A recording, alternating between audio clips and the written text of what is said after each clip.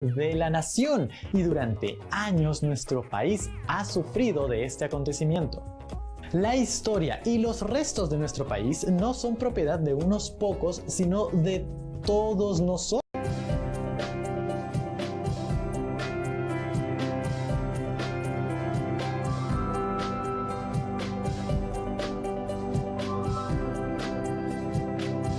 Aprendo en casa.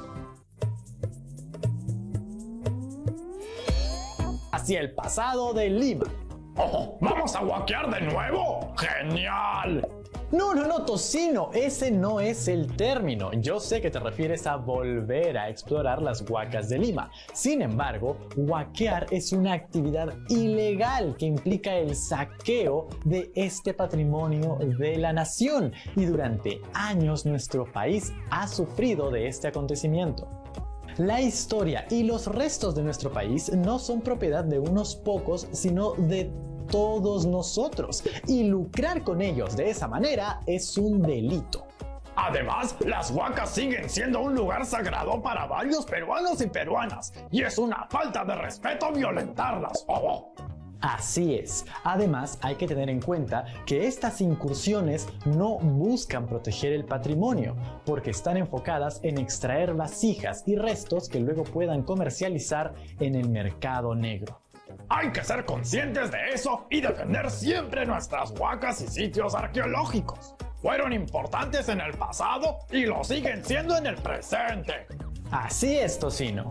¿Y qué de ustedes, chicos y chicas? ¿Conocen algún centro arqueológico en su región o quizás en alguna región vecina? ¿Lo han visitado? ¡Qué genial sería vivir en un lugar donde hay una huaca cerca! En ellas se puede sentir la historia con tan solo estar ahí. Así es, y hoy aprenderemos más de este tema de la mano de mi amiga Norma Martínez y Sucedió en el Perú, con la segunda parte de las huacas de Lima. ¡Vamos a verlo! La cultura Lima tuvo su centro principal en Maranga, en el Valle del Rímac. Allí han quedado numerosos restos arqueológicos ubicados en los actuales distritos de San Miguel, Pueblo Libre y El Cercado. Su extensa área comprende los campus de 2 universidades, la de San Marcos y la Católica, además del Hospital Naval y el zoológico Parque de las Leyendas.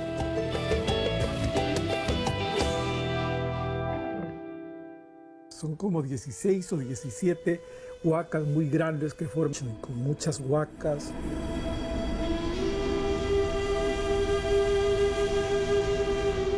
La que hay, la grande, la que está en San Marcos, ahora es una de las huacas más grandes que hay en todo el Perú. Tiene una altura pues, de más de 30 metros de alto.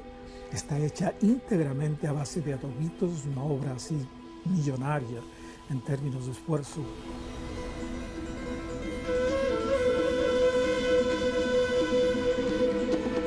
Después del periodo formativo tenemos lo que se conoce como época Lima o Maranga, ¿no? Entonces tenemos justamente aquí en Maranga lo que podríamos denominar la capital. Es una ciudad que se construye en esta época con grandes pirámides como la llamada Huaca San Marcos o Aramburú, la Huaca Concha, y es notable porque en su eje mayor esta ciudad tiene alrededor de 1.600 metros, o sea, 1,600 kilómetros en su eje principal. O sea, es una gran área. Hoy día sobreviven algunas de estas grandes pirámides, pero seguramente abajo están todavía enterrados las avenidas, las calles, los canales, los complejos de muros, ¿no? O sea, estamos viendo solamente la punta del iceberg, como se dice, de lo que fue la ciudad de Maranga.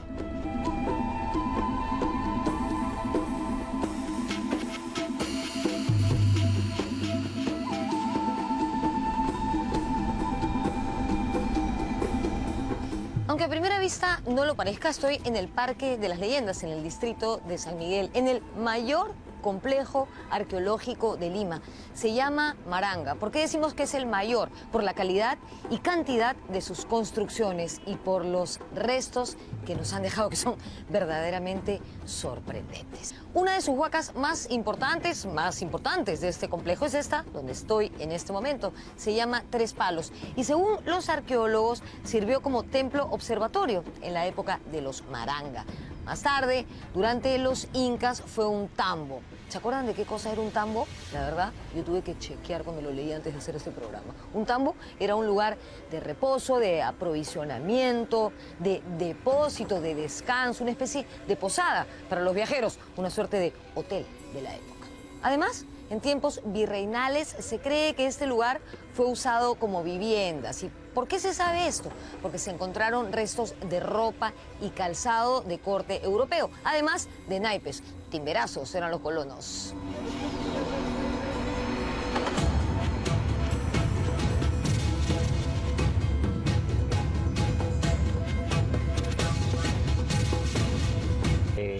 Máximos tamaños que tuvo durante época Lima. Fue la gran capital Lima de esta sociedad que te mencionaba hace un momento, pero luego también fue ocupada en tiempos Huari y luego en tiempos Ichma, ¿no? Estamos hablando también de una sociedad típica de la zona de aquí de Lima, pese a que se conoce muy poco sobre ella y que se desarrolló aproximadamente entre los años 1100 a 1450, ¿no? Y por último también tiene ocupación inca, porque son los incas los que conquistan a los Ichma.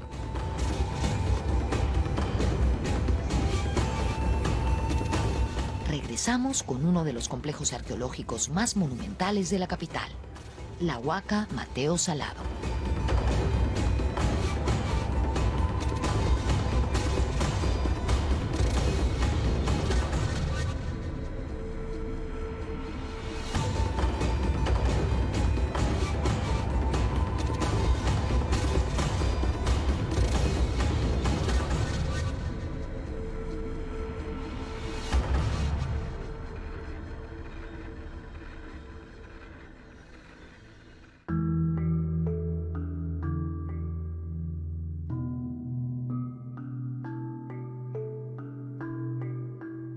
A la caída de Huari surgió en el área de Lima el señorío Ichma, que sería absorbido a mediados del siglo XV por los incas. Por este motivo, la mayoría de las huacas reflejan en sus estructuras el paso y continuidad de diversas culturas costeñas, serranas y selváticas. Aquí venían gentes a vivir desde, qué sé yo, de Lambayeque, de Recuay, de Huaraz, venían de Nazca, de Ica, de Ayacucho, del altiplano, y convergían acá y vivían. Tenemos los restos a lo largo de toda la etapa. Esa es la razón por la que nuestra arquitectura en Lima, en tiempos prehispánicos, el tipo de asentamientos que hay en Lima, tiene la característica de incorporar las ganancias tecnológicas y los procesos de urbanismo que se dan en todas partes y se juntan acá y se procesan.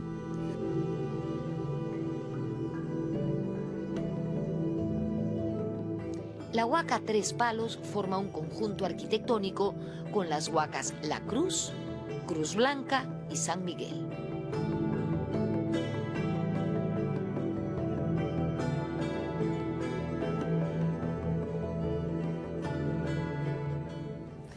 Esta es la Huaca San Miguel, que también se ubica dentro del Parque de las Leyendas. Pertenece al periodo de los reinos o señoríos regionales, es decir, aproximadamente a los años 1000 y 1450 de nuestra era. Este lugar fue un centro administrativo Ichma, construido a base de tapias, es decir, paredes de tierra amasada. También sirvió como depósito de alimentos. Aquí se encontraron plataformas, espacios rectangulares con banquetas y corredores unidos por angostas escalinatas. La Huaca San Miguel es un extraordinario ejemplo de lo que el esfuerzo y la inversión pueden hacer por poner en valor un espacio arqueológico como este. Mírenla, es hermosa.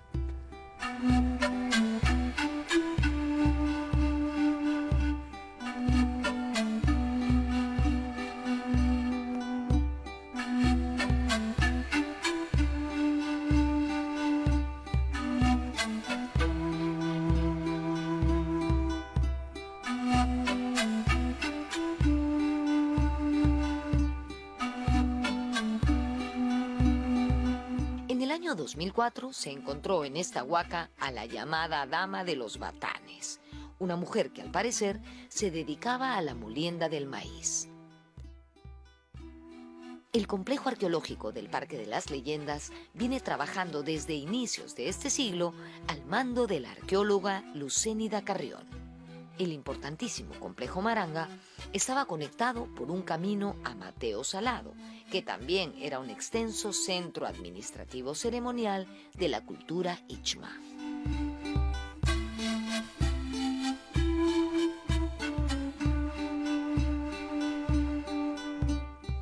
Acá tenemos un testimonio al Callao, otros al norte para atravesar el río Rímac. Claro, el problema es que hemos desarrollado ciudad sobre una ciudad sin reconocer que esa ciudad prehispánica tenía un valor, ¿no? Es como si Trujillo hubiera crecido sobre Chanchán. Esa es un poco la barbaridad que hemos hecho en Lima, ¿no? Desdibujar una ciudad prehispánica de enorme valor y extensión.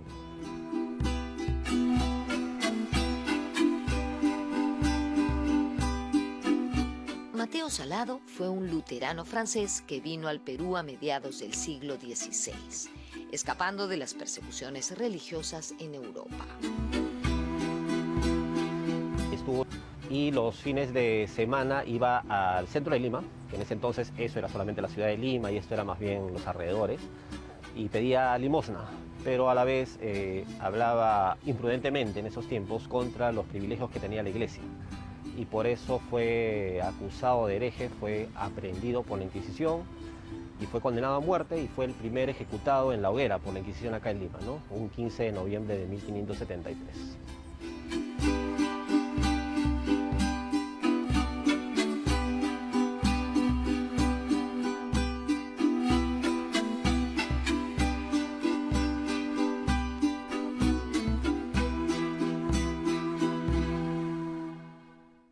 Este es uno de los complejos arqueológicos más monumentales de Lima. Se llama Mateo Salado.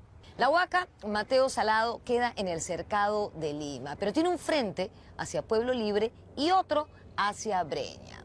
Una de las mejores referencias que podría utilizarse para llegar hasta aquí es que queda al lado de la Plaza de la Bandera. Mateo Salado fue un centro administrativo ceremonial que tuvo varias ocupaciones, entre ellas la Ichma y la Inca, entre los siglos XV y XVI de nuestra era.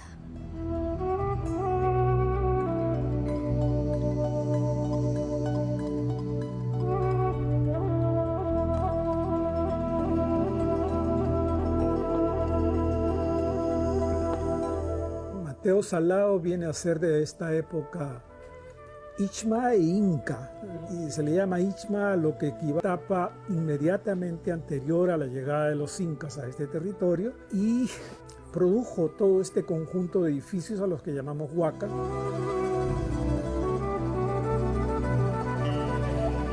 Desde hace algún tiempo, el Ministerio de Cultura ha emprendido la recuperación de este complejo, que por cierto ha sufrido saqueos desde el periodo virreinal.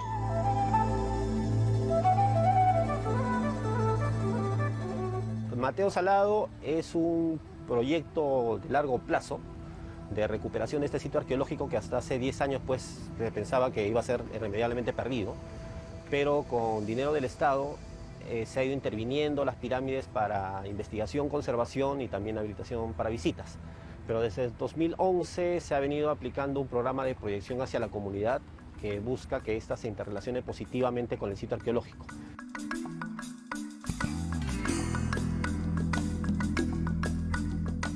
Mateo Salado es también muy importante por el contacto que mantiene con la población. Aquí se realizan actividades culturales, conciertos de música, proyecciones, recitales. Ello ha contribuido a mantener siempre vivo el lugar. Del mismo modo, aquí acuden a menudo estudiantes de colegios para visitar sus instalaciones.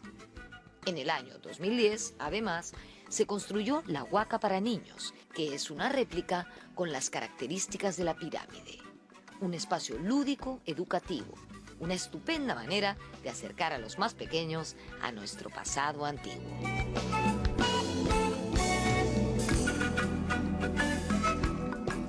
Tenemos una huaquita que hemos hecho para actividades con menores de edad, actividades lúdico-educativas, aunque también sirve como una suerte de auditorio, ¿no? Por las características que tiene, también nos ha servido para temporadas de teatro, para funciones de títeres, etc.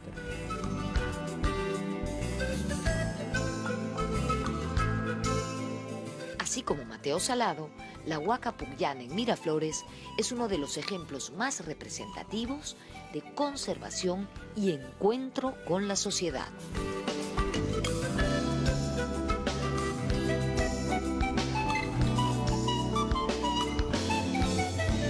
Tiene una larga trayectoria que a lo largo de mucho tiempo, recuerdo todavía a Félix Oliva, a Juan José Vega y todos ellos luchando para que esta huaca sea trabajada y tal. Se logró hacer y a lo largo de muchísimo tiempo, con la conducción de Isabel Flores, eso se ha ido manteniendo y es estupenda esa obra. Se le está dando ahí a la huaca el papel que debiera tener, es decir, un centro de convergencia donde la gente vaya, esté, quiera estar.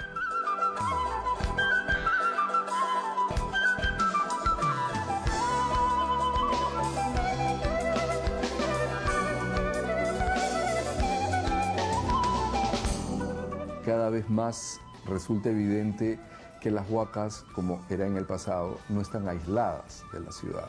No son un coto privado de nadie, ni de ninguna institución, sino que forman parte o deberían formar parte de ese tejido social.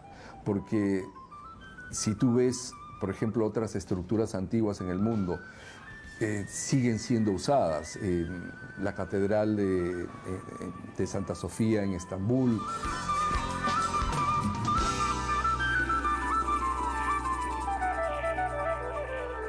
Volvemos con el final del programa, pero antes conoceremos la Huaca Huantille de Magdalena.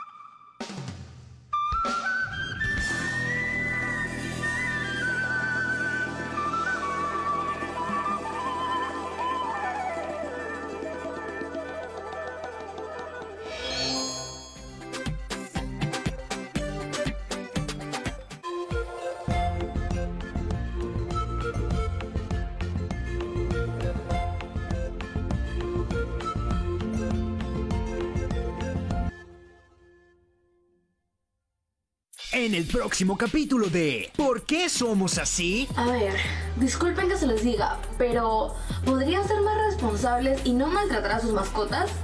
¿Acaso tan difícil es cuidar, criar y educar a un animalito? O sea, sé que no solamente es eso, pero si son seres vivos como nosotros, ¿por qué no los cuidamos y respetamos como a las personas? Por eso, si quieres saber más sobre el maltrato animal, no te puedes perder el próximo capítulo.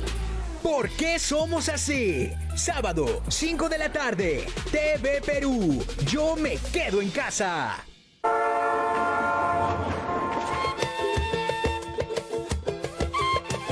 El día de hoy vamos a hablar de un medio de transporte que revolucionó el mundo y que se inventó en el siglo XIX. Tiene una historia fascinante. Ferrocarriles del Perú. De verdad que tenemos un programa impresionante. Sucedió en el Perú, este domingo a las 6 de la tarde, por TV Perú. Yo me quedo en casa. Estamos bien. Diríamos que gracias al impulso que le dio Julio Cetello a la arqueología peruana, comenzaron estas cosas a verse con más seriedad. Y recientemente, en los últimos 20 años, es que ya hay un proceso de mayor crecimiento del interés del Estado por estas cosas.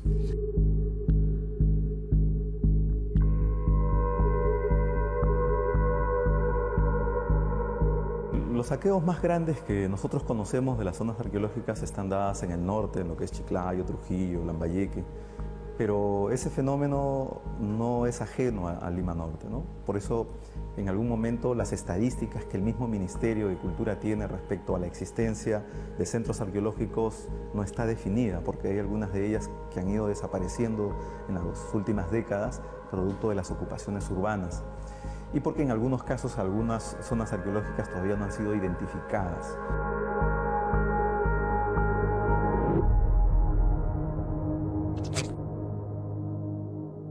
Desde mediados del siglo XX, la ciudad aumentó su población de manera extraordinaria. Nacieron nuevos distritos y el proceso de urbanización se abrió paso sin respetar los vestigios prehispánicos, muchos de los cuales acabaron sepultados por pistas, avenidas y modernas construcciones. Una ciudad íntegra ha desaparecido en toda la zona que va desde La Victoria hasta Limatambo. Toda esa zona estaba llena, era una ciudad larga que existía.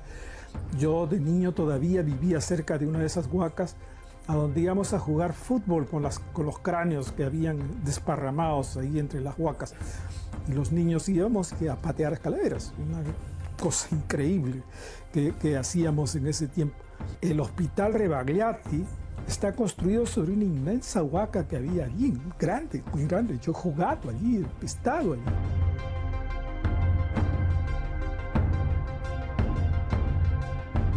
Hace un tiempo me puse a revisar cuántas capitales del mundo tienen arquitectura de más de 3.000 años y son solo 5 ciudades del planeta, 5 capitales del planeta que tienen arquitectura que es más de 3.000 años.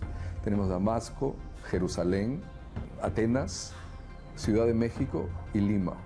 Entonces, empezar a tomar conciencia de esa posición que tiene Lima en el contexto de capitales del mundo, con un legado que le da originalidad, que le da diferencia.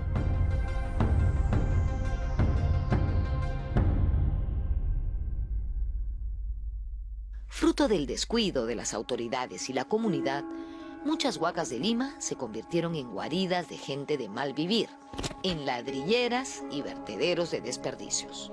La situación no ha cambiado del todo, pero hay algunos ejemplos dignos de resaltar.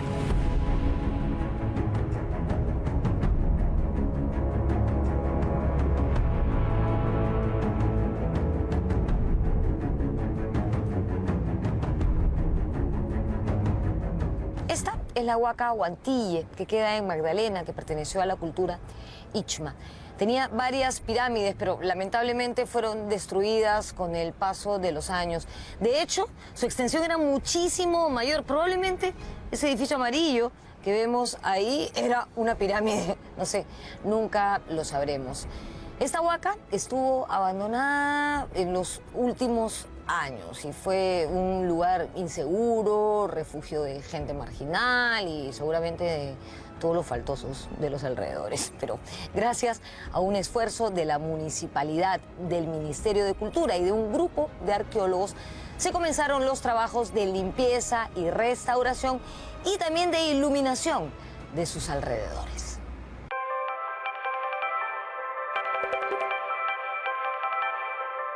Para proteger nuestro valioso patrimonio, es necesario el trabajo en conjunto de autoridades, ciudadanía y empresa privada. Pucllana, Huantille, Parque de las Leyendas o Mateo Salado son hoy en día, en pleno siglo XXI, ejemplos de convivencia.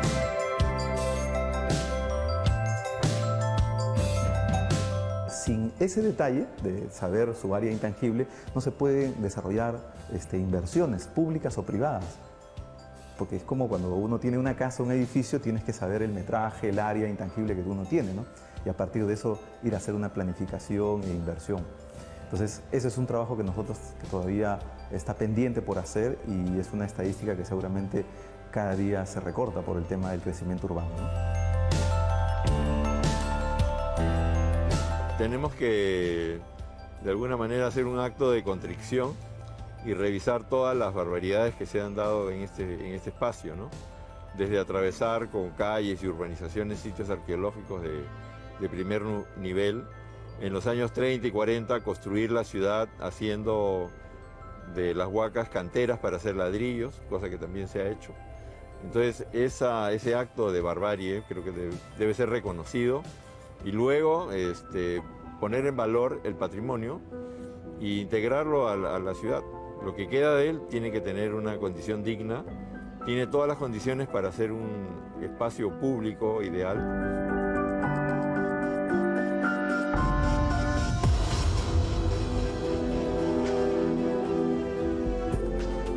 esto no solo es un sitio arqueológico, es un espacio para la ciudad. Entonces, ¿qué hacen? Hacen conferencias, cine, teatro, danza, porque es la única manera por la cual el ciudadano va a empezar a cruzar esos puentes. Porque no solamente tienes que ir a la Huaca para enterarte qué pasó ahí hace 800 o 1000 años o 2000 años, sino ver qué está pasando